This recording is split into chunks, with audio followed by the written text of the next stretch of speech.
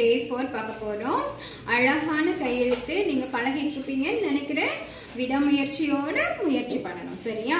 ஐயோ அழகா வரலன்னு சொல்லிட்டு நீங்க விட்டுறக்கூடாது. கண்டிப்பா உங்க ஹேண்ட் ரைட்டிங் அழகா வரும். டெய்லி ப்ராக்டிஸ் பண்ணிட்டே இருந்தீங்கன்னா வாங்க இன்னைக்கு என்ன லெட்டர்ஸ் கத்துக்கலாம்னு பார்க்கலாம். சில்ட்ரன், இன்னைக்கு PQRST கத்துக்கலாம் வாங்க.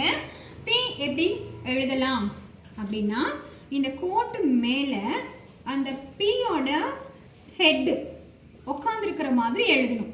அது பாருங்க, நல்லா கீழே எழுதி விட்டுக்கணும். ஏன்னா P லெட்டர் வந்து கீழே தான் நல்லா நீளமா இருக்கும். அப்புறம் இங்க இந்த இடம் இருக்கு பார்த்தீங்களா, இது நம்ம இப்படி க்ளோஸ் பண்ணிடணும். இப்படி தான் P எழுதணும். நல்லா கவனிங்க. இங்கே இந்த கோடிங்க இருக்குது அப்படிங்கன்னா, நான் இப்போ சொல்லி தந்துட்டு இருக்கிறது எல்லாமே ஸ்மால் லெட்டர், அதனால P எழுதிட்டோமா? அதை விட்டுட்டு இப்படி லைன் இருக்கு அப்படின்னா P வந்து மேக்ஸிமம் ஸ்மால் லெட்டர் இப்படி தான் போடுவீங்க.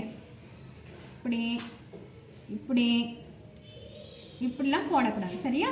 கரெக்டாக இந்த கோட்டு மேலே உட்காந்துருக்க மாதிரி P போடணும். இதே மாதிரி தான் Q. C போடுறோம் இல்லையா? C போட்டு ஸ்ட்ரைட்டாக ஒரு லைன் இழுத்து விட்டு இந்த பக்கம் திருப்பி விட்டுறணும். இது Q.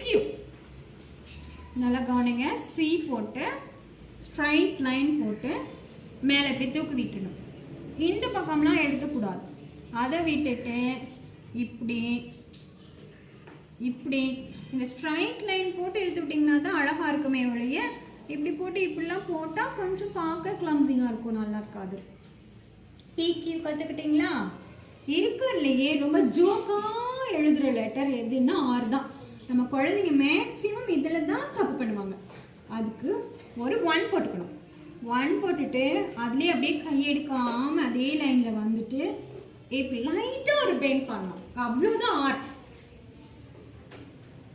ஒரு 1 போட்டுக்கிறீங்க, இந்த ஈக்குவல் சைஸ்க்கு போட்டுக்கிறீங்க. அப்படியே கையெடுக்காமல் வந்து இப்படி போட்டுக்கணும். அதை விட்டுட்டு இப்படி இப்படி இப்படி இப்படி காக்கா பழக்கிற மாதிரி இப்படி பெல்லிலாம் வச்சு இப்படிலாம் போடக்கூடாது R, சரியா? இந்த மாதிரி எழுதி பழகுங்க. அடுத்தது எஸ். எஸ்ஸும் காமெடியாக இருக்கும். எஸ் பாருங்களேன், இங்கே ஆரம்பிக்கிறேன்னா இப்படி வளைக்கிறேன்னா கொஞ்சம் தள்ளி கையை நல்லா தள்ளி இப்படி கொண்டு போங்க. போட்டு திரும்ப இதே இடத்துக்கு கொண்டு வந்துட்டு திரும்ப இப்படி வளைச்சி இந்த இடம் இருக்கு இல்லையா, அதுக்கு நேரம் முடிச்சிடுங்க. இதுதான் எஸ். நல்லா பாருங்கள். இங்கே ஒரு புள்ளி வைக்கிறேன்னா புள்ளி வச்சு நல்லா இழுத்து விட்டுட்டு கீழே C மாதிரி இப்படி கொண்டு வந்துட்டு திரும்ப வளைச்சி இதை கொண்டு வந்து முடிச்சிடணும்.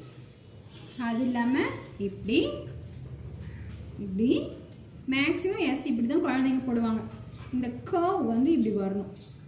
இப்படி வந்தால் தான் அந்த எஸ் பார்க்க எஸ் மாதிரி இருக்கும். அதுக்குன்னு ரொம்ப வளைச்சி விடுவாங்க இப்படிலாம். அப்படிலாம் கூடாது. ஒன்று இப்படி போட்டு இப்படி போடுவாங்க, ஒன்று இப்படி போட்டு இப்படி போடுவாங்க, ஒன்று வளைவே இருக்காது, இப்படி இருக்கும் நூடுல்ஸ் மாதிரி. இப்படிலாம் போடக்கூடாது. இது கொஞ்சம் கவனமாக ப்ராக்டிஸ் பண்ணணும்னா வந்துடும். எஸ் அழகாக எழுதிடலாம். எஸ் உங்களுக்கு பிடிச்சிருக்கா? ஓகே.